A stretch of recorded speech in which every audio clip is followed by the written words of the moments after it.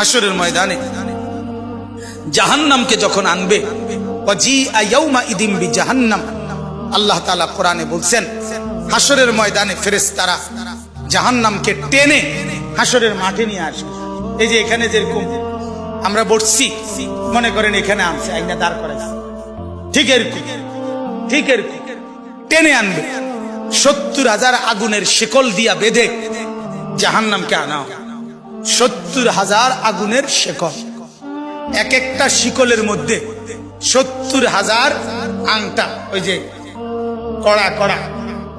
কড়া শিকল বানায় কি দিয়া, কড়া একটা একটা লাগাইয়া না, এক একটা শিকলে 70,000 কড়া, এক একটা কড়া 70,000 ফেরেশতা ধরবে। এবার কত কোটি আপনি গণেন, আমার সময় নাই। কোটি কোটি ফেরেশতা টেনে আনবে, আর জাহান্নাম তার একটা বিকট চিৎকার দিবে। এক চিৎকারে পুরা হাসরের ময়দানের সবাই চিৎকার দিয়া উঠবে, ইয়া রব্বি নাফসি নাফসি, আল্লাহ আমাকে মাফ করেন, আমাকে মাফ করেন।